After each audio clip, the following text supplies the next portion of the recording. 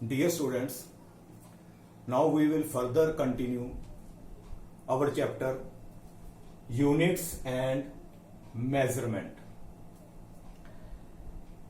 Last lecture ਦੇ ਵਿੱਚ ਅਸੀਂ ਸਿਸਟਮ ਆਫ ਯੂਨਿਟਸ ਬਾਰੇ ਡਿਸਕਸ ਕਰ ਰਹੇ ਸੀ ਕਿ ਸਿਸਟਮ ਆਫ ਯੂਨਿਟਸ ਕਿਹੜੇ-ਕਿਹੜੇ ਨੇ ਜਿਨ੍ਹਾਂ ਦੇ ਰਾਹੀਂ ਅਸੀਂ ਫੰਡਾਮੈਂਟਲ ਤੇ ਡਰਾਈਵਡ ਫਿਜ਼ੀਕਲ ਕੁਆਂਟੀਟੀਜ਼ ਜਿਹੜੀਆਂ ਨੇ ਉਹਨਾਂ ਦੀ ਮੈਜ਼ਰਮੈਂਟ ਅਸੀਂ ਕਰ ਸਕਦੇ ਹਾਂ।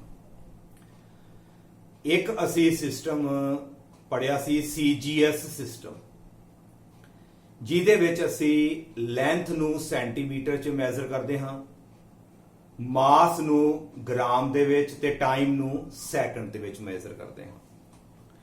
ਇਸ ਤੋਂ ਬਾਅਦ ਸਾਡੇ ਕੋਲ ਸਿਸਟਮ ਆਇਆ ਸੀ MKS। ਇਹਦੇ ਵਿੱਚ ਅਸੀਂ ਲੈਂਥ ਜਿਹੜੀ ਹੈ ਮੀਟਰ 'ਚ ਲਈ, ਮਾਸ ਨੂੰ ਅਸੀਂ ਕਿਲੋਗ੍ਰਾਮਾਂ 'ਚ ਲਿਆ ਤੇ ਟਾਈਮ ਨੂੰ ਜਿਹੜਾ ਹੈ ਅਸੀਂ ਸੈਕਿੰਡ ਵਿੱਚ ਹੀ ਐਕਸਪ੍ਰੈਸ ਕੀਤਾ ਸੀ। ਤੇ ਜਦੋਂ ਸਾਡੀਆਂ ਫਿਜ਼ੀਕਲ ਕੁਆਂਟੀਟੀਜ਼ ਦੀ ਗਿਣਤੀ ਜਿਹੜੀ ਹੈ ਫੰਡਾਮੈਂਟਲ ਕੁਆਂਟੀਟੀ ਦੇ ਵਿੱਚ ਵੱਧ ਗਈਆਂ ਸੀ, 3 ਤੋਂ 7 ਹੋ ਗਈਆਂ, ਬਾਅਦ ਚੋਂ ਅਸੀਂ MKS ਸਿਸਟਮ ਨੂੰ ਜਿਹੜਾ ਹੈ ਚੇਂਜ ਕਰਕੇ ਇੱਕ ਉਹਦਾ ਨਵਾਂ ਉਹਦੀ ਐਕਸਟੈਂਡਡ ਫਾਰਮ ਬਣਾਤੀ ਸੀ, ਜਿਹਨੂੰ ਅਸੀਂ ਬੋਲਦੇ ਹਾਂ SI ਸਿਸਟਮ। ਉਹਦੇ ਵਿੱਚ ਵੀ ਅਸੀਂ ਡਿਸਕਸ ਕਰ ਰਹੇ ਸੀ ਕਿ ਸਾਡਾ ਜਿਹੜਾ ਹੈ ਮਾਸ ਕਿਲੋਗ੍ਰਾਮਾਂ 'ਚ ਹੋਏਗਾ, ਲੈਂਥ ਮੀਟਰ 'ਚ ਹੋਏਗੀ, ਟਾਈਮ ਤੇ ਸਾਡਾ ਸੈਕਿੰਡ 'ਚ ਹੀ ਆਏਗਾ, ਕਰੰਟ ਨੂੰ ਅੰਪੀਅਰ 'ਚ ਲਵਾਂਗੇ ਤੇ ਉਸ ਤੋਂ ਬਾਅਦ ਅਸੀਂ ਸਾਡਾ ਟੈਂਪਰੇਚਰ ਹੈ ਉਹ ਕੈਲਵਿਨ 'ਚ ਐਟਸੈਟਰਾ।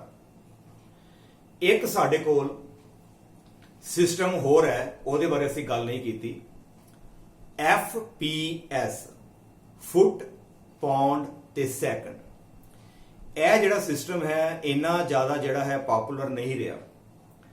ਇਹਦੇ ਵਿੱਚ ਜਿਹੜੀ ਲੈਂਥ ਹੈ ਅਸੀਂ ਫੁੱਟ 'ਚ ਲੈਂਦੇ ਆ, ਜਿਵੇਂ 2 ਫੁੱਟ 3, ਤੇ ਜਿਹੜਾ ਮਾਸ ਹੈ ਉਹ ਪਾਉਂਡ ਵਿੱਚ ਲੈਂਦੇ ਆ।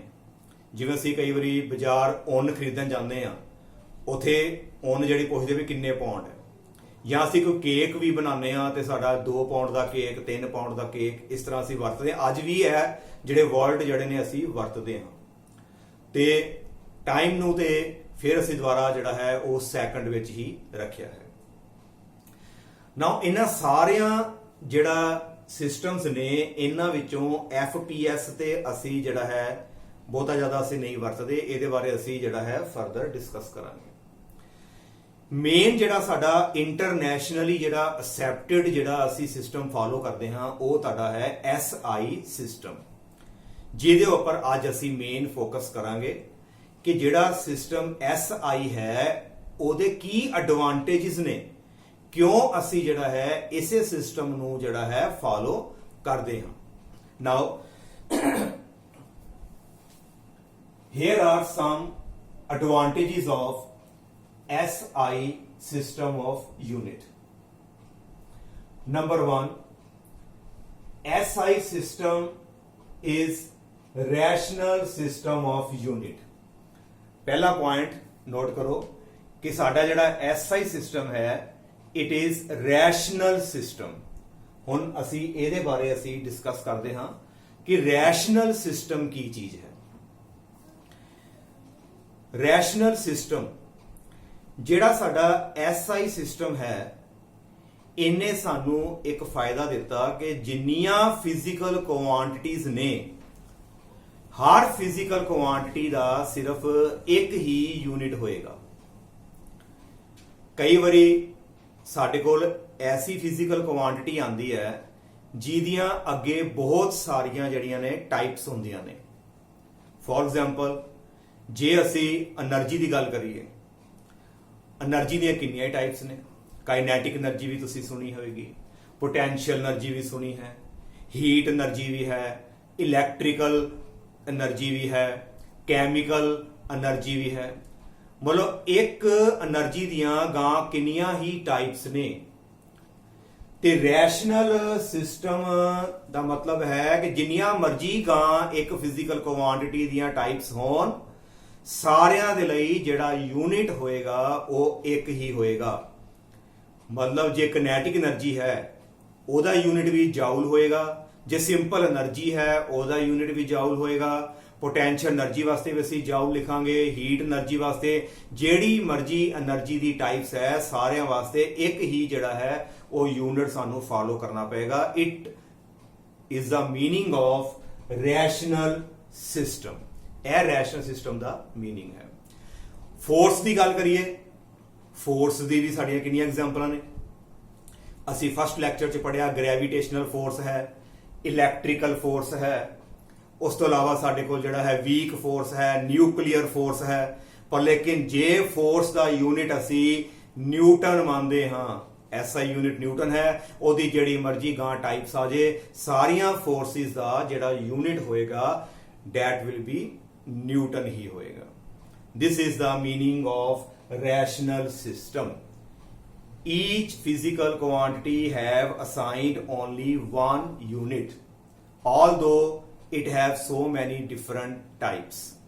Further, now the second advantage of SI system is it is coherent system of unit. SI system ਜਿਹੜਾ ਹੈ ਸਾਡਾ coherent system ਹੈ। ਇਹਦਾ ਕੀ ਮਤਲਬ ਹੈ? ਜਿਹੜੀ ਡਰਾਈਵਡ ਫਿਜ਼ੀਕਲ ਕੁਆਂਟੀਟੀਜ਼ ਨੇ ਜਿਨ੍ਹਾਂ ਨੂੰ ਅਸੀਂ ਫੰਡਾਮੈਂਟਲ ਕੁਆਂਟੀਟੀ ਤੋਂ ਡਰਾਈਵ ਕਰਨਾ ਹੈ, ਉਹਦੇ ਜਿਹੜੇ ਯੂਨਿਟਸ ਨੇ derived units, they can be derived from fundamental units very easily just by multiplying or dividing. Multiply ਕਰਕੇ ਜਾਂ ਡਿਵਾਈਡ ਕਰਕੇ ਫੰਡਾਮੈਂਟਲ ਯੂਨਿਟਸ ਨੂੰ ਤੁਸੀਂ ਜਿਹੜਾ ਹੈ ਡਰਾਈਵਡ ਯੂਨਿਟਸ ਨੂੰ ਜਿਹੜਾ ਹੈ ਉਹ ਨਿਕਾਲ ਸਕਦੇ ਹੋ ਵਿਦਆਊਟ ਇੰਟਰੋਡਿਊਸਿੰਗ ਐਨੀ ਨੂਮੈਰੀਕਲ ਫੈਕਟਰ। ਕੋਈ ਨਾਲ ਸਾਨੂੰ ਕੋਈ ਵੈਲਿਊ ਲਗਾਉਣ ਦੀ ਲੋੜ ਨਹੀਂ ਹੈ, ਜਸਟ ਮਲਟੀਪਲਾਈ ਤੇ ਡਿਵਾਈਡ ਕਰਕੇ ਅਸੀਂ ਉਹ ਨਿਕਾਲ ਸਕਦੇ ਹਾਂ। ਇਹਨੂੰ ਅਸੀਂ ਥੋੜਾ ਜਿਹਾ ਦੇਖਦੇ ਹਾਂ ਅੱਗੇ। ਨਾਓ ਥੋੜਾ ਜਿਹਾ ਮੈਂ ਇੱਥੋਂ ਰੱਬ ਕਰਨ ਲੱਗਾ। ਇਹ ਪਹਿਲਾ ਹੋ ਗਿਆ rational system and we are talking about coherent system. Now if we have derived physical quantity area, ਇਹਦਾ ਯੂਨਿਟ ਨਿਕਾਲਣਾ ਹੈ ਤੇ ਏਰੀਆ ਦਾ ਫਾਰਮੂਲਾ ਲੈਂਥ ਇਨਟੂ ਬ੍ਰੈਡਥ ਹੈ। ਇਹ ਦੋਨੋਂ ਹੀ ਸਾਡੀਆਂ ਜਿਹੜੀਆਂ ਨੇ ਲੈਂਥ ਤੇ ਲੈਂਥ ਜਿਹੜੀ ਹੈ ਫੰਡਾਮੈਂਟਲ ਕੁਆਂਟੀਟੀ ਹੈ, ਇਹਦਾ ਯੂਨਿਟ ਮੀਟਰ ਹੋ ਗਿਆ ਤੇ ਬ੍ਰੈਡਥ ਦਾ ਯੂਨਿਟ ਵੀ ਮੀਟਰ ਹੋ ਗਿਆ। ਅਸੀਂ ਦੋਨੋਂ ਫੰਡਾਮੈਂਟਲ ਯੂਨਿਟਸ ਨੂੰ ਮਲਟੀਪਲਾਈ ਕਰਕੇ ਸਾਡੇ ਕੋਲ ਜਿਹੜਾ ਹੈ ਏਰੀਆ ਦਾ ਸਾਡਾ ਜਿਹੜਾ ਯੂਨਿਟ ਆ ਗਿਆ ਮੀਟਰ ਸਕੁਅਰ। ਸਿਮਿਲਰਲੀ ਸਾਡੇ ਕੋਲ ਜੇਕਰ ਵੈਲੋਸਿਟੀ ਹੈ ਜਾਂ ਅਸੀਂ ਸਪੀਡ ਲਿਖ ਦਿੰਦੇ ਹਾਂ, ਸਪੀਡ ਦਾ ਫਾਰਮੂਲਾ ਅਸੀਂ ਉਦੋਂ ਵੀ ਡਿਸਕਸ ਕੀਤਾ ਕਿ ਸਾਡੇ ਕੋਲ ਲੈਂਥ ਡਿਵਾਈਡਡ ਬਾਈ ਟਾਈਮ ਹੈ। ਲੈਂਥ ਜਿਹੜੀ ਹੈ ਐਸਆਈ ਸਿਸਟਮ ਚ ਮੀਟਰ ਚ, ਟਾਈਮ ਵੀ ਸਾਡਾ ਜਿਹੜਾ ਹੈ ਐਸਆਈ ਸਿਸਟਮ ਚ ਸੈਕੰਡ। ਇਹ ਦੋਨੋਂ ਹੀ ਫੰਡਾਮੈਂਟਲ ਕੁਆਂਟੀਟੀ ਹੈ ਤੇ ਡਰਾਈਵਡ ਦਾ ਜਿਹੜਾ ਹੈ ਯੂਨਿਟ ਬੜਾ ਈਜ਼ੀਲੀ ਨਿਕਲ ਜਾਏਗਾ ਜਸਟ ਮਲਟੀਪਲਾਈਂਗ ਔਰ ਡਿਵਾਈਡਿੰਗ। ਕਿਸੇ ਵੀ ਡਰਾਈਵਡ ਫਿਜ਼ੀਕਲ ਕੁਆਂਟੀਟੀ ਦਾ ਅਸੀਂ ਜਿਹੜਾ ਹੈ ਯੂਨਿਟ ਜਿਹੜਾ ਹੈ ਅਸੀਂ ਨਿਕਾਲ ਸਕਦੇ ਹਾਂ। ਨਾਓ ਦਾ ਥਰਡ ਪੁਆਇੰਟ, ਇਹਨੂੰ ਮੈਂ ਬਾਅਦ ਚੋਂ ਡਿਸਕਸ ਕਰਦਾ। Fourth point, internationally accepted. ਜਿਹੜਾ ਐਸਆਈ ਸਿਸਟਮ ਹੈ ਇਹ ਪੂਰੀ ਦੁਨੀਆ ਦੇ ਵਿੱਚ ਜਿਹੜਾ ਹੈ ਇਹਨੂੰ ਅਸੈਪਟੈਂਸ ਮਿਲੀ ਹੈ ਕਿਉਂਕਿ ਜਿਹੜਾ ਐਸਆਈ ਸਿਸਟਮ ਹੈ ਇਟ ਇਜ਼ ਈਜ਼ੀਲੀ ਅਵੇਲੇਬਲ, ਹਰ ਜਗ੍ਹਾ ਤੇ ਇਹਦੀ ਅਵੇਲੇਬਿਲਿਟੀ ਹੈ। ਇਟ ਇਜ਼ ਇਨਵੇਰੀਏਬਲ, ਇਹਦੀ ਵੈਲਿਊ ਜਿਹੜੀ ਹੈ ਉਹ ਚੇਂਜ ਨਹੀਂ ਹੁੰਦੀ। ਐਂਡ ਇਟ ਇਜ਼ ਈਜ਼ੀਲੀ ਰੀਪਰੋਡਿਊਸੇਬਲ, ਇਹਨੂੰ ਦੁਬਾਰਾ ਜਿਹੜਾ ਹੈ ਪੈਦਾ ਕੀਤਾ ਜਾ ਸਕਦਾ ਹੈ। ਨਾਓ ਨੈਕਸਟ ਇਹਦੀ ਜਿਹੜੀ ਹੈ advantage, it is absolute system of unit. Absolute system of unit ਦਾ ਮਤਲਬ ਹੈ ਕਿ ਜਿਹੜਾ ਐਸਆਈ ਸਿਸਟਮ ਦੇ ਜਿਹੜੇ ਯੂਨਿਟਸ ਨੇ ਉਹ ਗ੍ਰੈਵਿਟੀ ਦੇ ਉੱਤੇ ਡਿਪੈਂਡ ਨਹੀਂ ਕਰਦੇ। ਜਿੱਥੇ ਮਰਜ਼ੀ ਅਸੀਂ ਚਲੇ ਜਾਈਏ, ਜੇ ਅਸੀਂ ਪਲੈਨਟ ਵੀ ਚੇਂਜ ਕਰ ਜਾਂਦੇ ਹਾਂ ਗ੍ਰੈਵਿਟੀ ਚੇਂਜ ਹੋ ਵੀ ਜਾਂਦੀ ਹੈ, ਪਰ ਸਾਡਾ ਜਿਹੜਾ ਐਸਆਈ ਸਿਸਟਮ ਆਫ ਯੂਨਿਟ ਹੈ ਜਿਹੜਾ ਹੈ ਉਹਦੀ ਵੈਲਿਊ ਜਿਹੜੀ ਹੈ ਉਹ ਸੇਮ ਰਹੇਗੀ, ਗ੍ਰੈਵਿਟੀ ਤੋਂ ਇੰਡੀਪੈਂਡੈਂਟ ਹੈ। ਜੇ ਅਸੀਂ ਫੋਰਸ ਦਾ ਯੂਨਿਟ ਨਿਊਟਨ ਮੰਨਦੇ ਹਾਂ ਤੇ ਨਿਊਟਨ ਦੀ ਜਿੰਨੀ ਵੈਲਿਊ ਹੋਏਗੀ, ਜਿੱਥੇ ਮਰਜ਼ੀ ਚਲੇ ਜਾਓ, ਹਰ ਜਗ੍ਹਾ ਦੇ ਉੱਤੇ ਨਿਊਟਨ ਦੀ ਹਮੇਸ਼ਾ ਓਨੀ ਹੀ ਜਿਹੜੀ ਹੈ ਵੈਲਿਊ ਆਏਗੀ। It is independent of gravity. Gravity ਤੋਂ ਇੰਡੀਪੈਂਡੈਂਟ ਹੋਣ ਕਰਕੇ ਐਸਆਈ ਸਿਸਟਮ ਦੀ ਐਡਵਾਂਟੇਜ ਹੈ, it is absolute system of unit. Now come to the point metric system. ਹੁਣ ਅਸੀਂ ਜਿਹੜਾ ਹੈ ਇਹਦੀ ਨੈਕਸਟ ਐਡਵਾਂਟੇਜ ਪੜਨ ਲੱਗੇ ਹਾਂ ਕਿ ਐਸਆਈ ਜਿਹੜਾ ਸਿਸਟਮ ਹੈ ਉਹ ਇੱਕ ਮੀਟ੍ਰਿਕ ਸਿਸਟਮ ਹੈ। ਮੀਟ੍ਰਿਕ ਸਿਸਟਮ ਦਾ ਮਤਲਬ ਹੈ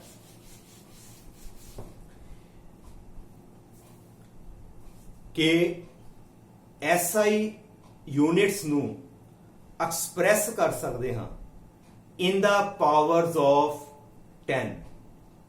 It can be expressed as a multiple and submultiple of 10.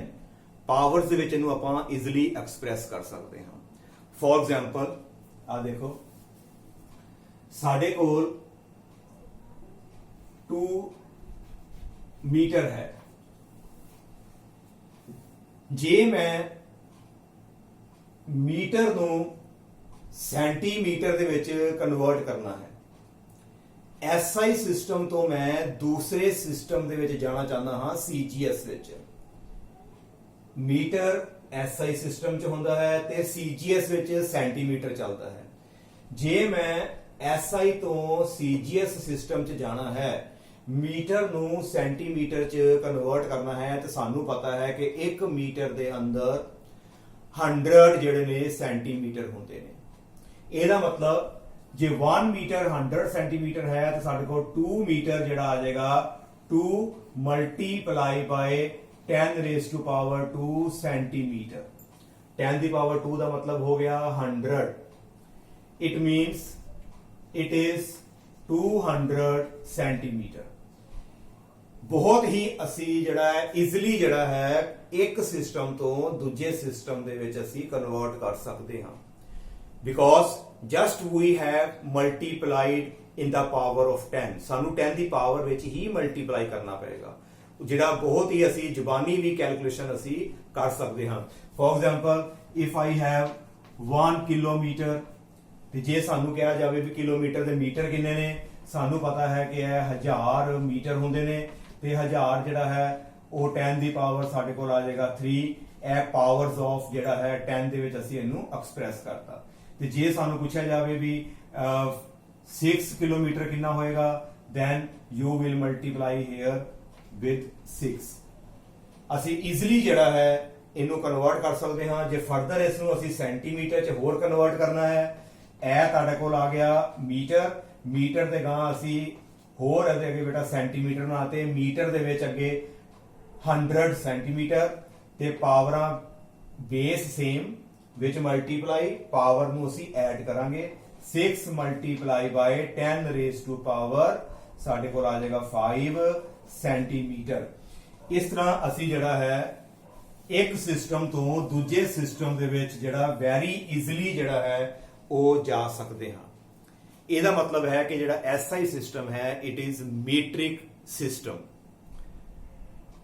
If we want to convert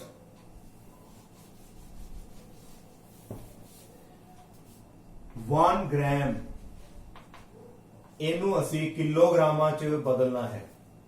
ਅਸੀਂ ਕੀ ਕਰਾਂਗੇ? ਗ੍ਰਾਮ ਤੇ ਛੋਟਾ ਹਿੱਸਾ ਹੈ, ਕਿਲੋਗ੍ਰਾਮ ਵੱਡਾ ਹੈ। ਇਹਦੇ ਬਾਰੇ ਮੈਂ ਥੋੜਾ ਜਿਹਾ ਡਿਸਕਸ ਕਰਨਾ ਚਾਹੂੰਗਾ ਕਿ ਸਟੂਡੈਂਟਸ ਨੂੰ ਜਿਹੜੀ ਹੈ ਕਾਫੀ ਇਹ ਪ੍ਰੋਬਲਮ ਆਉਂਦੀ ਹੈ, ਤੇ ਜੇ ਇਹ ਚੀਜ਼ ਅਸੀਂ ਸਿੱਖ ਲਈਏ ਤੇ ਸਾਡੇ ਜਿਹੜੇ ਨਿਊਮੈਰੀਕਲਸ ਨੇ ਜਿਹੜੇ ਫਿਜ਼ਿਕਸ ਦੇ, ਬਹੁਤ ਹੀ ਤੁਹਾਨੂੰ ਸੌਖੇ ਲੱਗਣਗੇ। ਇਸ ਚੀਜ਼ ਦਾ ਖਾਸ ਤੌਰ ਤੇ ਧਿਆਨ ਰੱਖਣਾ ਹੈ, ਕਿਉਂਕਿ ਕਨਵਰਸ਼ਨ ਜਿਹੜੀ ਆਣੀ ਬਹੁਤ ਹੀ ਜ਼ਰੂਰੀ ਹੈ। ਅਸੀਂ ਨੈਕਸਟ ਜਿਹੜੇ ਲੈਕਚਰ ਆਣਗੇ ਉਹਦੇ ਵਿੱਚ ਕਨਵਰਸ਼ਨ ਪੜਾਂਗੇ, ਪਰ ਇੱਥੇ ਅਸੀਂ ਕੁਝ ਡਿਸਕਸ ਕਰਨ ਲੱਗੇ ਹਾਂ, ਧਿਆਨ ਨਾਲ ਸੁਣਿਓ। ਜੇ ਮੇਰੇ ਕੋਲ 1 ਮੀਟਰ ਸਕੇਲ ਹੈ, 1 meter scale, suppose I have 1 meter scale. 1 meter scale ਨੂੰ ਜੇ ਮੈਂ 100 ਪਾਰਟਸ ਵਿੱਚ ਡਿਵਾਈਡ ਕਰ ਦਵਾਂ, ਇਹਦੇ ਵਿੱਚ 100 ਸੈਂਟੀਮੀਟਰ ਹੁੰਦੇ ਨੇ। ਜੇ ਮੈਂ ਮੀਟਰ ਦੇ ਸੈਂਟੀਮੀਟਰ ਬਣਾਵਾਂ ਤੇ ਸਾਡੇ ਕੋਲ 100 ਜਿਹੜੇ ਨੇ ਉਹ ਸੈਂਟੀਮੀਟਰ ਬਣਨਗੇ। ਇਹਦਾ ਮਤਲਬ 1 metre is equal to 100 centimetre. ਜੇ 100 ਸੈਂਟੀਮੀਟਰ ਮੈਂ ਇਕੱਠੇ ਕਰ ਲਵਾਂ ਤੇ ਸਾਡੇ ਕੋਲ ਜਿਹੜਾ ਹੈ 1 ਮੀਟਰ ਜਿਹੜਾ ਹੈ ਪੂਰਾ ਬਣ ਜਾਏਗਾ। ਵੱਡੇ ਚੀਜ਼ ਨੂੰ ਜਦੋਂ ਅਸੀਂ ਛੋਟੇ ਵਿੱਚ ਕਨਵਰਟ ਕਰਨਾ ਹੈ ਤੇ ਸਾਨੂੰ ਜਿਹੜੀ ਹੈ ਗਿਣਤੀ ਬਹੁਤ ਜ਼ਿਆਦਾ ਮਿਲੇਗੀ। ਜਿੰਨਾ ਛੋਟਾ ਪਾਰਟ ਕਰੀ ਜਾਓਗੇ ਉਹਨਾਂ ਜਿਹੜਾ ਨੰਬਰ ਉਹ ਵੱਧਦਾ ਜਾਏਗਾ। ਜਦੋਂ ਵੀ ਬਿਗ ਕੁਆਂਟੀਟੀ ਨੂੰ, ਵੱਡੇ ਯੂਨਿਟ ਨੂੰ ਅਸੀਂ ਛੋਟੇ 'ਚ ਕਨਵਰਟ ਕਰਨਾ ਹੈ ਤਾਂ ਮਲਟੀਪਲਾਈ ਕਰਾਂਗੇ, ਕਿਉਂਕਿ ਮਲਟੀਪਲਾਈ ਨਾਲ ਚੀਜ਼ ਵੱਧਦੀ ਹੈ। ਇਹ 'ਚ ਨੰਬਰ ਆਫ ਜਿਹੜੇ ਸੈਂਟੀਮੀਟਰ ਸਾਡੇ ਜ਼ਿਆਦਾ ਹੋਣਗੇ। ਤੇ ਜੇ ਮੈਂ ਪੁੱਛਾਂ ਕਿ ਸੈਂਟੀਮੀਟਰ ਜਿਹੜਾ ਹੈ ਇਹਨੂੰ ਮੀਟਰ 'ਚ ਕਨਵਰਟ ਕਰੋ, ਅਰੇ ਸੈਂਟੀਮੀਟਰ ਤੇ ਇੰਨਾ ਹੈ ਤੇ ਇਹਦਾ ਇੰਨਾ ਵੱਡਾ ਮੀਟਰ ਤੇ ਬਣ ਨਹੀਂ ਸਕਦਾ। ਸੈਂਟੀਮੀਟਰ ਜਿਹੜਾ ਹੈ ਉਹ ਮੀਟਰ ਦਾ ਇੱਕ ਪਾਰਟ ਹੈ। It is a part of metre. Centimetre is a part of metre, ਉਹਦਾ ਹਿੱਸਾ ਹੈ। ਸੈਂਟੀਮੀਟਰ ਮੀਟਰ ਦਾ ਕਿੰਨਵਾਂ ਹਿੱਸਾ ਹੈ? 100ਵਾਂ, 100th ਪਾਰਟ ਹੈ। 100th 100ਵਾਂ ਹਿੱਸਾ ਹੈ, ਕਿਉਂਕਿ ਇਹਦੇ 100 ਹਿੱਸੇ ਹੋਏ, ਅਸੀਂ ਇੱਕ ਹਿੱਸਾ ਪਕੜ ਲਿਆ ਵਿੱਚੋਂ centimetre. then what is centimeter? It is the 100th part of meter. Therefore we can write 1 meter। ਇਹਦੇ ਵਿੱਚ ਤੇ ਸਾਡੇ ਕੋਲ 100 ਸੈਂਟੀਮੀਟਰ ਆ ਗਏ। ਵੱਡੀ ਫਿਜ਼ੀਕਲ ਕੁਆਂਟੀਟੀ ਹੈ, ਵੱਡਾ ਯੂਨਿਟ ਹੈ, ਇਹਨੂੰ ਤੋੜਿਆ ਛੋਟੇ ਵਿੱਚ ਤੇ ਨੰਬਰ ਵੱਧ ਗਿਆ, ਮਲਟੀਪਲਾਈ ਹੋ ਗਿਆ। ਇਹ ਯਾਦ ਰੱਖਣਾ ਹੈ, ਜਦੋਂ ਵੱਡੀ ਫਿਜ਼ੀਕਲ ਯੂਨਿਟ ਨੂੰ ਛੋਟੇ ਯੂਨਿਟ ਚ ਕਨਵਰਟ ਕਰਨਾ ਹੈ then you will multiply। ਤੇ ਜੇ ਮੈਂ ਸੈਂਟੀਮੀਟਰ ਨੂੰ ਮੀਟਰ ਚ ਕਨਵਰਟ ਕਰਨਾ ਹੈ, ਸੈਂਟੀਮੀਟਰ ਨੂੰ ਮੀਟਰ ਚ, ਸੈਂਟੀਮੀਟਰ ਤੇ ਇੰਨਾ ਹੈ, ਉਹਦੇ ਅਸੀਂ ਮੀਟਰ ਬਣਾਉਣਾ ਚਾਹੁੰਦੇ ਹਾਂ, ਪਰ centimetre is a part. Centimetre ਕਿੰਨਵਾਂ ਹਿੱਸਾ ਹੈ? It is 100th part of metre. ਇਹਦਾ ਮਤਲਬ ਜਦੋਂ 1/100 ਆਉਂਦਾ ਹੈ ਇਹਨੂੰ ਅਸੀਂ ਪੜ੍ਹਦੇ ਹਾਂ it is the 100th part of metre. Metre ਦਾ 100ਵਾਂ ਹਿੱਸਾ। ਇਹਦਾ ਮਤਲਬ ਸਾਨੂੰ ਡਿਵਾਈਡ ਕਰਨਾ ਪਿਆ। ਹਾਂਜੀ ਬੇਟਾ, ਆਹ ਚੀਜ਼ ਕਲੀਅਰ ਹੈ, ਇਹਨੂੰ ਨੋਟ ਕਰੋ। ਵੱਡੇ ਯੂਨਿਟ ਤੋਂ ਜੇ ਛੋਟੇ ਯੂਨਿਟ ਕਰਨੇ ਆ ਤੇ ਕਿੰਨੇ ਹੀ ਜ਼ਿਆਦਾ ਹਿੱਸੇ ਬਣ ਜਾਣਗੇ, ਮਲਟੀਪਲਾਈ ਕਰਕੇ ਕਰਨਾ ਹੈ। ਤੇ ਜੇ ਛੋਟੇ ਨੂੰ ਵੱਡੇ ਚ ਕਨਵਰਟ ਕਰਨਾ ਹੈ, ਫॉर ਐਗਜ਼ਾਮਪਲ ਸੈਂਟੀਮੀਟਰ ਨੂੰ ਮੀਟਰ ਚ ਕਨਵਰਟ ਕਰਨਾ ਹੈ, ਤਾਂ ਸਾਨੂੰ ਡਿਵਾਈਡ ਕਰਨਾ ਪਏਗਾ, ਬਿਕੋਜ਼ ਸੈਂਟੀਮੀਟਰ ਜਿਹੜਾ ਹੈ it is a part of metre. ਕਿੰਨਵਾਂ ਪਾਰਟ ਹੈ? 100th। Now come to that point, gram ਤੇ ਕਿਲੋਗ੍ਰਾਮ। ਇਹਦੇ ਚ ਦੱਸੋ ਪਹਿਲਾਂ ਵੱਡਾ ਕਿਹੜਾ ਹੈ? ਸਾਨੂੰ ਪਤਾ ਹੈ ਕਿ ਕਿਲੋਗ੍ਰਾਮ ਵੱਡਾ ਹੈ। 1 ਕਿਲੋਗ੍ਰਾਮ ਦੇ ਵਿੱਚ ਅਸੀਂ ਪੜਿਆ ਹੈ ਕਿ ਸਾਡੇ ਕੋਲ 1000 ਗ੍ਰਾਮ ਹੁੰਦੇ ਨੇ। 1 ਕਿਲੋਗ੍ਰਾਮ 1000 ਗ੍ਰਾਮ ਦੇ ਇਕੁਅਲ ਹੈ। ਤੇ ਜੇ ਮੈਂ ਗ੍ਰਾਮ ਤੋਂ ਕਿਲੋਗ੍ਰਾਮ ਬਣਾਣੇ ਨੇ, ਇੱਕ ਛੋਟਾ ਜਿਹਾ ਗ੍ਰਾਮ ਹੈ, ਇਹ ਤੋਂ ਕਿਲੋ ਤੇ ਬਣੇਗਾ ਹੀ ਨਹੀਂ। ਗ੍ਰਾਮ ਜਿਹੜਾ ਹੈ ਉਹ ਕਿੰਨਵਾਂ ਹਿੱਸਾ ਹੈ? 1 ਕਿਲੋਗ੍ਰਾਮ ਚ 1000 ਗ੍ਰਾਮ ਨੇ। ਇਹਦਾ ਮਤਲਬ ਜਿਹੜਾ ਗ੍ਰਾਮ ਹੈ it is 1000th part of kilogram. It means gram is a 1000th part of kilogram. ਅਸੀਂ ਇੱਥੇ ਡਿਵਾਈਡ ਕਰਾਂਗੇ। ਇਹ ਚੀਜ਼ ਤੁਸੀਂ ਆਪਣੇ ਮਾਈਂਡ ਵਿੱਚ ਰੱਖਣੀ ਹੈ। ਵੱਡੇ ਤੋਂ ਛੋਟਾ ਮਲਟੀਪਲਾਈ, ਤੇ ਜੇ ਛੋਟੇ ਯੂਨਿਟ ਤੋਂ ਵੱਡੇ ਚ ਜਾ ਰਹੇ ਹੋ ਤੇ ਸਾਨੂੰ ਜਿਹੜਾ ਹੈ ਡਿਵਾਈਡ ਕਰਨਾ ਪਏਗਾ। ਇਹ ਸਾਰਾ ਮਤਲਬ ਸੀਗਾ ਸਾਡਾ ਮੀਟ੍ਰਿਕ ਸਿਸਟਮ ਤੋਂ। ਅਸੀਂ SI ਸਿਸਟਮ ਨੂੰ ਮੀਟ੍ਰਿਕ ਇਸ ਕਰਕੇ ਕਿਹਾ, ਬੜੇ easily in the power of 10 divide ਕਰੋ, ਮਲਟੀਪਲਾਈ ਕਰੋ, ਇੱਕ ਸਿਸਟਮ ਤੋਂ ਦੂਜੇ ਸਿਸਟਮ ਚ ਅਸੀਂ ਜਿਹੜੀ ਵੈਲਿਊ ਚੇਂਜ ਕਰ ਸਕਦੇ ਹਾਂ। ਨਾਓ ਇੱਕ ਗੱਲ ਕੀਤੀ ਸੀ ਮੈਂ FPS ਸਿਸਟਮ ਦੀ। FPS ਸਿਸਟਮ ਜਿਹੜਾ ਹੈ ਇਹਨੂੰ ਅਸੀਂ ਨੈਗਲੈਕਟ ਇਸ ਕਰਕੇ ਕਰਤਾ ਕਿਉਂਕਿ ਇਹਦੇ ਵਿੱਚ ਕਨਵਰਸ਼ਨ ਬਹੁਤ ਡਿਫਿਕਲਟ ਹੋ ਜਾਂਦੀ ਸੀ। ਫॉर ਐਗਜ਼ਾਮਪਲ ਜੇ ਅਸੀਂ ਪਾਉਂਡ ਦੀ ਗੱਲ ਕਰੀਏ, 1 ਪਾਉਂਡ ਦੇ ਵਿੱਚ ਕਿੰਨੇ ਕਿਲੋਗ੍ਰਾਮ ਨੇ? 0.453 ਸਮਥਿੰਗ ਹੁੰਦੇ ਆ। 0.4536 1 ਪਾਉਂਡ ਚ ਇੰਨੇ ਕਿਲੋਗ੍ਰਾਮ ਨੇ। ਜੇ ਮੈਂ 1 ਪਾਉਂਡ ਦੀ ਗੱਲ ਕਰਾਂ, ਇਹਦੇ ਵਿੱਚ 0.4543 ਇੰਨੇ 4536 ਇੰਨੇ ਜਿਹੜੇ ਨੇ ਪਾਉਂਡ ਨੇ ਕਿਲੋਗ੍ਰਾਮ। ਤੇ ਜੇ ਮੇਰੇ ਕੋਲ ਸਾਡੇ ਕੋਲ ਮੰਨ ਲਓ 13 ਪਾਉਂਡ ਹੈ, ਇਹਦੇ ਕਿਲੋਗ੍ਰਾਮ ਬਣਾਉਣੇ ਪੈ ਗਏ ਤੇ ਅਸੀਂ ਜ਼ੁਬਾਨੀ ਨਹੀਂ ਕਰ ਸਕਦੇ।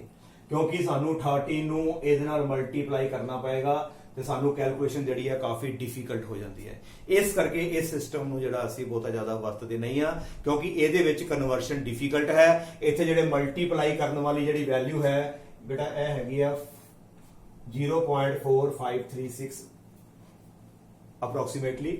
ਇਹਦੇ ਅਕੋਰਡਿੰਗ ਅਸੀਂ ਕਨਵਰਸ਼ਨ ਕਰਨੀ ਹੋਵੇ ਕਿਲੋਗ੍ਰਾਮ ਤੇ ਬਹੁਤ ਔਖਾ ਹੈ। ਤੇ ਜੇ ਮੈਨੂੰ ਪਤਾ ਕਿਲੋਗ੍ਰਾਮ ਹੈ ਉਹ ਚ 1000 ਗ੍ਰਾਮ ਨੇ, ਤੇ ਜੇ ਮੇਰੇ ਕੋਲ 13 ਕਿਲੋਗ੍ਰਾਮ ਨੇ ਤੇ ਮੇਰੇ ਕੋਲ 13000 ਜਿਹੜੇ ਹੋ ਜਾਣਗੇ ਤੁਹਾਡੇ ਕੋਲ ਗ੍ਰਾਮ ਆ ਜਾਣਗੇ। ਉਹ ਬੜਾ ਈਜ਼ੀਲੀ ਅਸੀਂ ਕਨਵਰਟ ਕਰ ਸਕਦੇ ਹਾਂ। ਇਸ ਕਰਕੇ SI ਸਿਸਟਮ ਜਿਹੜਾ ਹੈ ਇਟ ਇਜ਼ ਮੀਟ੍ਰਿਕ ਸਿਸਟਮ। ਕਿਹੜੇ ਕਿਹੜੇ ਪੁਆਇੰਟ ਹੋ ਗਏ? Coherent system, rational system, metric system, absolute system, and it have universal acceptance. Now ਜਿਹੜੀ ਅਸੀਂ ਕੱਲ ਇੱਕ ਬਾਡੀ ਦੀ ਗੱਲ ਕੀਤੀ ਸੀ, general conference on weight and measure, ਜਿਹੜਾ ਯੂਨਿਟ ਨੂੰ ਜਿਹੜਾ ਹੈ ਡਿਸਾਈਡ ਕਰਦੀ ਹੈ ਕਿ ਕਿਹਨੂੰ ਅਸੀਂ ਕਿਲੋਗ੍ਰਾਮ ਮੰਨਣਾ ਹੈ, ਕਿਹਨੂੰ ਅਸੀਂ ਜਿਹੜਾ ਹੈ ਮੀਟਰ ਲੈ ਕੇ ਚੱਲਣਾ ਹੈ, ਸਾਰਾ ਕੰਮ ਉਹਦਾ ਹੀ ਹੈ। ਉਸ ਬਾਡੀ ਨੇ ਸਾਨੂੰ ਕੁਝ ਪ੍ਰੀਫਿਕਸਿਸ ਦਿੱਤੇ ਨੇ ਜਿਨ੍ਹਾਂ ਨੂੰ ਅਸੀਂ ਬੋਲਦੇ ਹਾਂ SI ਪ੍ਰੀਫਿਕਸਿਸ। ਹੁਣ ਅਸੀਂ ਇਹਦੇ ਬਾਰੇ ਡਿਸਕਸ ਕਰਨ ਲੱਗੇ ਹਾਂ। SI ਪ੍ਰੀਫਿਕਸਿਸ ਕੀ ਹੈ? ਜਿਹੜੀ ਵੀ ਅਸੀਂ ਫਿਜ਼ੀਕਲ ਕੁਆਂਟੀਟੀ ਬਾਰੇ ਗੱਲ ਕਰੀਏ, ਕੋਈ ਵੀ ਫਿਜ਼ੀਕਲ ਕੁਆਂਟੀਟੀ ਲਓ, ਉਹਦਾ ਜਿਹੜਾ ਮੈਗਨੀਟਿਊਡ ਹੈ ਨਾ, it very over a wide range. ਕੋਈ ਵੀ ਅਸੀਂ ਫਿਜ਼ੀਕਲ ਕੁਆਂਟੀਟੀ ਲੈਂਦੇ ਹਾਂ ਤੇ ਉਹਦਾ ਜਿਹੜਾ ਮੈਗਨੀਟਿਊਡ ਹੈ ਉਹ ਵੇਰੀ ਕਰਦਾ ਹੈ। ਛੋਟੇ ਤੋਂ ਛੋਟਾ ਮੈਗਨੀਟਿਊਡ ਵੀ ਹੈ ਤੇ ਸਾਡੇ ਕੋਲ ਵੱਡੇ ਤੋਂ ਵੱਡਾ ਮੈਗਨੀਟਿਊਡ ਵੀ ਹੈ। ਫੋਰ ਐਗਜ਼ਾਮਪਲ, ਜੇ ਨਿਊਕਲੀਅਸ ਦੀ ਗੱਲ ਕਰੀਏ, ਨਿਊਕਲੀਅਸ ਜਿਹੜਾ ਹੈ ਤੁਹਾਨੂੰ ਪਤਾ ਹੈ ਕਿ ਐਟਮ ਦੇ ਸੈਂਟਰ 'ਚ ਹੈ। ਜੇ ਨਿਊਕਲੀਅਸ ਦੀ ਗੱਲ ਕਰੀਏ, ਨਿਊਕਲੀਅਸ ਦਾ ਜਿਹੜਾ ਸਾਈਜ਼ ਹੈ it is 10 raised to power -15 metre. 10 raised to power -15 metre ਬਹੁਤ ਛੋਟਾ ਹੈ, ਕਿਉਂਕਿ ਪਾਵਰ ਨੈਗੇਟਿਵ 'ਚ ਹੈ। ਬਹੁਤ ਹੀ ਜਿਹੜਾ ਹੈ ਛੋਟਾ ਸਾਈਜ਼ ਹੈ ਨਿਊਕਲੀਅਸ ਦਾ। ਕਿੰਨਾ ਛੋਟਾ ਡਿਸਟੈਂਸ ਹੈ। ਤੇ ਜੇ ਅਸੀਂ ਅਰਥ ਤੋਂ ਬਹੁਤ ਦੂਰ ਆਬਜੈਕਟਸ, ਕਿੰਨੀਆਂ ਹੀ ਸਾਡੀਆਂ ਆਬਜੈਕਟਸ ਨੇ, ਕਿੰਨੇ ਹੀ ਪਲੈਨਟਸ ਨੇ, ਉਹਨਾਂ ਦੀ ਗੱਲ ਕਰੀ ਜਿੱਥੋਂ ਲਾਈਟ ਨੂੰ ਪਹੁੰਚਦੇ ਇੱਥੇ ਬਿਲੀਅਨਸ ਆਫ ਈਅਰ ਲੱਗ ਜਾਂਦੇ ਨੇ, ਉਹਨਾਂ ਦਾ ਡਿਸਟੈਂਸ ਦੀ ਗੱਲ ਕਰੀਏ ਤੇ ਤੁਹਾਡੇ ਕੋਲ ਜਿਹੜਾ ਡਿਸਟੈਂਸ ਹੈ ਇਸ ਨੂੰ ਅਸੀਂ 10 raised to power 26 ਮੀਟਰ ਇਸ ਵੈਲਿਊ ਵਿੱਚ ਐਕਸਪ੍ਰੈਸ ਕਰਦੇ ਨੇ। ਅਰੇ 10 raised to power 3 ਹੋਵੇ ਨਾ, 10 raised to power 3 ਦਾ ਮਤਲਬ ਹੁੰਦਾ ਹੈ 1000 ਮੀਟਰ। ਜੇ 10 raised to power 3 ਹੋਵੇ ਕਹਿਣ ਦਾ ਮਤਲਬ 1000 ਮੀਟਰ, ਇਹਨੂੰ ਤੇ ਅਸੀਂ ਬੋਲਦੇ ਹਾਂ ਕਿਲੋਮੀਟਰ। ਜੇ 10 raised to power 3 ਹੋਵੇ ਤੇ ਕਿਲੋਮੀਟਰ ਹੈ, ਇਹ ਤੇ 10 raised to power 26 ਹੈ। ਪਤਾ ਨਹੀਂ ਕਿੰਨੇ ਜ਼ਿਆਦਾ ਕਿਲੋਮੀਟਰ, ਬਹੁਤ ਦੂਰ ਹੈ, ਇੱਥੇ ਸਾਡੀ ਪਹੁੰਚ ਹੀ ਨਹੀਂ ਹੈਗੀ। ਮਤਲਬ ਸਾਡੇ ਕੋਲ ਵਾਈਡ ਰੇਂਜ ਆਫ ਮੈਗਨੀਟਿਊਡ ਨੇ, ਛੋਟੇ ਤੋਂ ਛੋਟਾ ਤੇ ਵੱਡੇ ਤੋਂ ਵੱਡਾ ਮੈਗਨੀਟਿਊਡ ਵਾਲੇ ਜਿਹੜੇ ਸਾਡੇ ਕੋਲ ਜਿਹੜੇ ਨੇ ਆਪਣੇ ਕੋਲ ਫਿਜ਼ੀਕਲ ਕੁਆਂਟੀਟੀਜ਼ ਦੀ ਵੈਲਿਊਜ਼ ਨੇ। ਜੇ ਮਾਸ ਦੀ ਗੱਲ ਕਰੀਏ, ਇਲੈਕਟ੍ਰੋਨ ਆਪਾਂ ਸੁਣਿਆ ਇਲੈਕਟ੍ਰੋਨ ਦਾ ਮਾਸ ਬਹੁਤ ਘੱਟ ਹੁੰਦਾ ਹੈ, 9.1 into 10 ਦੀ ਪਾਵਰ -31 ਕਿਲੋਗ੍ਰਾਮ। ਬਹੁਤ ਛੋਟਾ ਜਿਹਾ ਇਲੈਕਟ੍ਰੋਨ ਹੈ, -31 ਕਿਲੋਗ੍ਰਾਮ ਚ। ਤੇ ਜੇ ਅਸੀਂ ਗੈਲੈਕਸੀ ਦੀ ਗੱਲ ਕਰੀਏ, ਉਹਦਾ ਮਾਸ 42, 10 ਦੀ ਪਾਵਰ 42 ਇਸ ਤਰ੍ਹਾਂ ਐਕਸਪ੍ਰੈਸ ਕਰਦੇ ਆ, 10 raised to power 42। ਬਹੁਤ ਜ਼ਿਆਦਾ ਜਿਹੜਾ ਸਾਡਾ ਗੈਲੈਕਸੀ ਦਾ ਮਾਸ ਹੈ, ਭਾਰ ਜਿਹੜਾ ਪੁੰਜ ਹੈ। ਇਹਦਾ ਮਤਲਬ ਸਾਡੇ ਕੋਲ ਛੋਟੇ ਦਾ ਛੋਟਾ ਮੈਗਨੀਟਿਊਡ ਵੀ ਹੈ ਤੇ ਵੱਡੇ ਤੋਂ ਵੱਡਾ ਮੈਗਨੀਟਿਊਡ ਹੈ। ਇਸ ਨੂੰ ਸੁਖਾਲਾ ਕਰਨ ਵਾਸਤੇ SI ਸਿਸਟਮ ਨੇ ਸਾਨੂੰ ਕੁਝ ਪ੍ਰੀਫਿਕਸਿਸ ਦਿੱਤੇ ਨੇ। ਉਹਦੇ ਨਾਲ ਸਾਡੀ ਜਿਹੜੀ ਵੈਲਿਊ ਪੜ੍ਹਨੀ ਜਿਹੜੀ ਹੈ ਸੌਖੀ ਹੋ ਜਾਏਗੀ। ਇਹ ਬਾਰ-ਬਾਰ ਇਹਦੇ ਮਗਰ ਇਹ ਵੈਲਿਊ ਲਿਖਣ ਦੀ ਲੋੜ ਨਹੀਂ। ਫੋਰ ਐਗਜ਼ਾਮਪਲ ਇੱਧਰ ਦੇਖੋ, ਪ੍ਰੀਫਿਕਸ ਹੈ ਐਕਸਾ। ਇਹਦਾ ਮਤਲਬ ਹੈ ਪਾਵਰ ਆਫ 10। ਪਾਵਰ ਆਫ 10 ਦਾ ਮਤਲਬ ਹੈ ਐਕਚੁਅਲੀ ਇਹਦੀ ਵੈਲਿਊ ਹੈ 10 raised to power 18। ਮੈਂ ਪਾਵਰ ਆਫ 10 ਉੱਪਰ ਲਿਖਤਾ, ਇਹਦਾ ਮਤਲਬ ਹੈ 10 ਦੀ ਪਾਵਰ 18। ਜਿੱਥੇ ਐਕਸਾ ਆਏਗਾ ਉਹਦਾ ਮਤਲਬ ਜਿਹੜਾ ਹੈ 10 ਦੀ ਪਾਵਰ 18 ਹੋਏਗਾ, 10 ਦੀ ਪਾਵਰ 18। ਜਿੱਥੇ ਸਾਡੇ ਕੋਲ ਪੀਟਾ ਆਏਗਾ ਉੱਥੇ 10 ਦੀ ਪਾਵਰ 15 ਮਤਲਬ ਹੋਏਗਾ। ਟੈਰਾ 10 ਦੀ ਪਾਵਰ 12, ਗੀਗਾ 10 ਦੀ ਪਾਵਰ 9, ਜਿਸ ਤਰ੍ਹਾਂ ਅਸੀਂ ਬੋਲਦੇ ਹਾਂ NGB ਗੀਗਾਬਾਈਟ ਅਸੀਂ ਸੁਣਦੇ ਹਾਂ।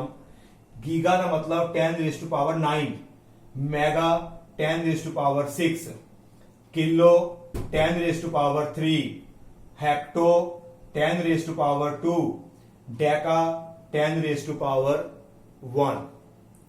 नाउ इनू असी प्रीफिक्स क्या है? प्रीफिक्स का मतलब है कि एसआई यूनिट तो इनू असी पहला लगाना है, एसआई यूनिट के बाद नहीं लगाना। एसआई यूनिट तो इन्हां नू जिहड़ा है पहला लगाना है। ते आ इन्हां दे सिंबल ने, एक्सा दा सिंबल ई, पीटा दा पी, टेरा दा टी, गीगा दा capital G, mega capital M, kilo K, hecto H, deca D A. एक चीज नोट कर लो, जदों किलो आए जां किलो तो बाद उपर वाली वैल्यू सारे लैटर जिहड़े ने वो कैपिटल होणगे ते इस तो थल्ले जिहड़े लैटर्स ने वो साडे कोल जिहड़े ने स्मॉल। ਇਹ ਹੈਗੇ ਨੇ ਲਾਰਜ ਵੈਲਿਊ ਵਾਲੇ ਜਿਹੜੀਆਂ ਨੇ ਪ੍ਰੀਫਿਕਸਿਸ ਨੇ। ਫੋਰ ਐਗਜ਼ਾਮਪਲ ਜੇ ਮੈਂ ਕਵਾਂ 10 raise to power 3 metre, 10 raise to power 3 metre, सानू पता है कि 10 रेज टू पावर 3 आ 3 आ रहा है, इसनों असी किलो कहने हाँ, ते किलो दा सिंबल है K, then you can write it as K M, ए साडे को बन जाता है किलोमीटर। हाँ जी, clear. If I say 10 raise to power 6 metre, then 10 raise to power 6 ਨੂੰ ਅਸੀਂ ਲਿਖ ਸਕਾਂਗੇ, ਸਾਡੇ ਕੋਲ ਆ ਜਾਏਗਾ m, ਇਹਦਾ ਸਿੰਬਲ ਹੈ capital M, it will be megametre. ਔਰ ਜੇ ਕੋਈ ਹੋਰ ਅਸੀਂ ਫਿਜ਼ੀਕਲ ਕੁਆਂਟੀਟੀ ਅਸੀਂ ਲੈਨੇ ਹਾਂ, ਫੋਰ ਐਗਜ਼ਾਮਪਲ ਅਸੀਂ ਲਿਆ 10 raise to power 6 ohm. Ohm ਜਿਹੜਾ ਹੈ ਤੁਸੀਂ ਪੜਿਆ, it is a unit of resistance. Resistance ਦਾ ਜਿਹੜਾ ਐਸਆਈ ਯੂਨਿਟ ਹੈ ohm. Then 10 raise to power 6 ਨੂੰ ਅਸੀਂ ਮੈਗਾ ਬੋਲਦੇ ਹਾਂ, ਤਾਂ ਸਿੰਬਲ ਕੀ ਹੈ ਉਹਦਾ m, then you can write it as m ohm, mega ohm. If we have 10 raised to power 9 ohm, then 10 raised to power 9 ਨੂੰ giga, then you can write it as giga ohm, and so on. ਇਹ ਸਾਡਾ SI unit ਹੈ ਤੇ ਇਹ ਜਿਹੜਾ ਹੈ prefix ਹੈ। ਇਹ ਪ੍ਰੀਫਿਕਸ ਮੈਨੇ ਉਸ ਤੋਂ ਪਹਿਲਾਂ ਲਗਾਣਾ ਹੈ, ਇਸ ਤੋਂ ਬਾਅਦ ਨਹੀਂ ਲਗਾ ਸਕਦੇ ਅਸੀਂ ਇਸ ਨੂੰ। ਉਸ ਦਾ ਮੀਨਿੰਗ ਹੀ ਜਿਹੜਾ ਹੈ ਉਹ ਉਲਟ ਹੋ ਜਾਏਗਾ। ਇੱਕ ਮੈਂ ਤੁਹਾਨੂੰ ਇਹਦੀ ਵੀ ਐਗਜ਼ਾਮਪਲ ਦੇਣਾ ਹਾਂ। ਫੋਰ ਐਗਜ਼ਾਮਪਲ MN ਤੇ ਇੱਕ ਇਸ ਤਰ੍ਹਾਂ ਲਿਖ ਦਿੱਤਾ ਸੀ। N ਦਾ ਮਤਲਬ ਨਿਊਟਨ, फोर्स का ਜਿਹੜਾ SI यूनिट है। ਇਹਦੇ ਪਹਿਲਾਂ ਮੈਂ ਪ੍ਰੀਫਿਕਸ ਲਗਾਇਆ ਹੈ m, ਮੈਂ ਹਲੇ ਲਿਖਾਂਗਾ, ਇਹਨੂੰ ਅਸੀਂ ਬੋਲਦੇ ਹਾਂ ਮਿਲੀ। ਇਸ ਤੋਂ ਬਾਅਦ ਅਸੀਂ ਛੋਟੇ ਯੂਨਿਟ ਲਿਖਣੇ ਹਲੇ, ਉਹਨੂੰ ਅਸੀਂ ਬੋਲਦੇ ਹਾਂ ਮਿਲੀ। ਮਿਲੀ ਨਿਊਟਨ, ਇਹ ਤੇ ਠੀਕ ਹੈ, ਇਹਨੂੰ ਪੜਾਂਗੇ ਮਿਲੀ ਨਿਊਟਨ, ਪਰ ਇਹਦੇ ਵਿੱਚ m ਬਾਅਦ ਚੋਂ ਹੈ। ਇਹ ਹੁਣ ਤੁਹਾਡਾ ਪ੍ਰੀਫਿਕਸ ਨਹੀਂ ਹੈ। ਪ੍ਰੀਫਿਕਸ ਉਹ ਹੁੰਦਾ ਹੈ ਜਿਹੜਾ ਪਹਿਲਾਂ ਲੱਗੇਗਾ। ਜੇ ਪਹਿਲਾਂ ਲੱਗੇਗਾ ਤੇ ਇਹਨੂੰ ਮਿਲੀ ਪੜਾਂਗੇ, ਤੇ ਜੇ ਇਹ ਬਾਅਦ ਚੋਂ ਲੱਗਾ ਹੈ ਇਹਨੂੰ ਅਸੀਂ ਮੀਟਰ ਪੜਾਂਗੇ। It is a newton metre, ਜਿਹਨੂੰ ਅਸੀਂ ਜਿਹੜਾ ਹੈ ਜਾਊਲ ਬੋਲਦੇ ਹਾਂ। ਵਰਕ ਦਾ ਜਿਹੜਾ ਯੂਨਿਟ ਹੈ ਜਾਊਲ, ਨਿਊਟਨ ਮੀਟਰ। ਜੇ m ਪਹਿਲਾਂ ਲੱਗਾ ਹੈ ਤੇ ਫਿਰ ਇਹ ਪ੍ਰੀਫਿਕਸ ਬਣੇਗਾ, ਤੇ ਜੇ ਇਹ ਬਾਅਦ ਚੋਂ ਲੱਗੇਗਾ ਤੇ ਜਿਹੜਾ ਹੈ ਉਹ ਤੁਹਾਡਾ ਇੱਕ ਜਸਟ ਮੀਟਰ ਹੀ ਬਣ ਜਾਏਗਾ। ਇਹ ਆਮ ਕੁਐਸਚਨ ਵੀ ਆਉਂਦਾ ਹੈ, what is the difference between mn and nm? mn means milli newton and nm ਦਾ ਮਤਲਬ ਹੈ newton metre. It is a unit of work done. Now ਇਸ ਤੋਂ ਇਲਾਵਾ ਸਾਡੇ ਜਿਹੜੇ ਛੋਟੇ ਜਿਹੜੇ ਯੂਨਿਟਸ ਨੇ ਉਹਨਾਂ ਬਾਰੇ ਵੀ ਗੱਲ ਕਰੀਏ। ਜੇ ਇੱਥੇ ਪਾਵਰ ਨੂੰ, ਸਾਰੀਆਂ ਪਾਵਰਸ ਨੂੰ ਅਸੀਂ ਹੁਣ ਨੈਗੇਟਿਵ ਚ ਕਰ ਦਿੰਨੇ ਹਾਂ, ਜਦੋਂ ਨੈਗੇਟਿਵ ਵਾਲੀ ਪਾਵਰਸ ਆਉਣਗੀਆਂ ਇਹਦਾ ਮਤਲਬ ਸਾਡੀ ਜਿਹੜੀ ਹੈ ਉਹ ਪ੍ਰੀਫਿਕਸਿਸ ਦੀ ਵੈਲਿਊ ਬਹੁਤ ਹੀ ਛੋਟੀ ਹੋ ਜਾਏਗੀ।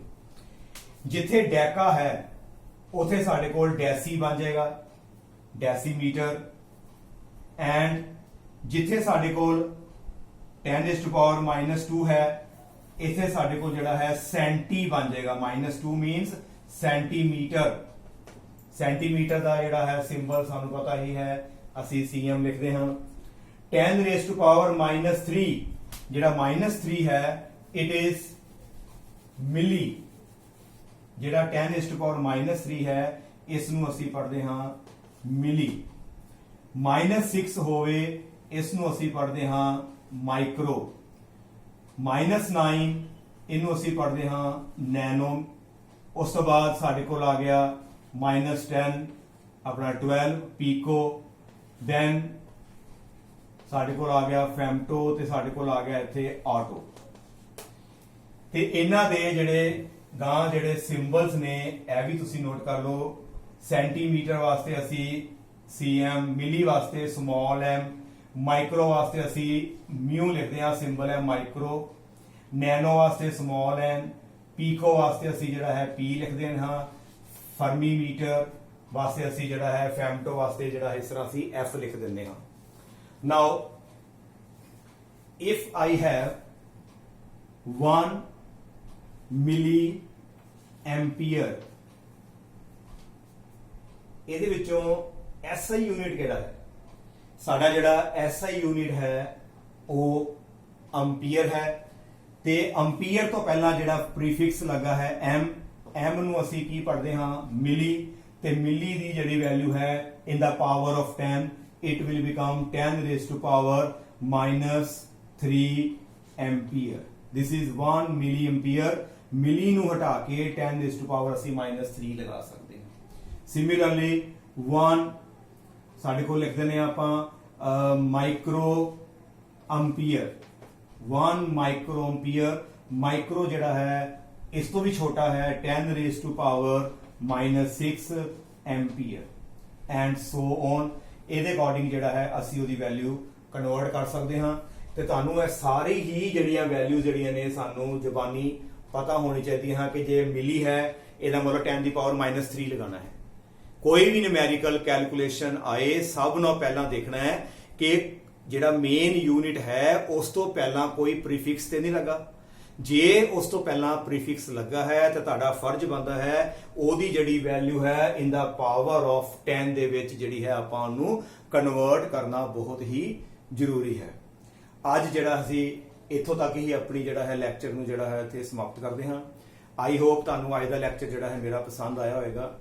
ਤੇ ਅਸੀਂ ਨੈਕਸਟ ਲੈਕਚਰ ਦੇ ਵਿੱਚ ਅਸੀਂ ਹੁਣ ਮਾਸ ਬਾਰੇ ਜਿਹੜਾ ਹੈ ਡਿਸਕਸ ਕਰਾਂਗੇ ਕਿ ਮਾਸ ਕੀ ਚੀਜ਼ ਹੈ ਤੇ ਇਸ ਨੂੰ ਅਸੀਂ ਕਿਸ ਤਰ੍ਹਾਂ ਮੈਜ਼ਰ ਕਰ ਸਕਦੇ ਹਾਂ। Thank you.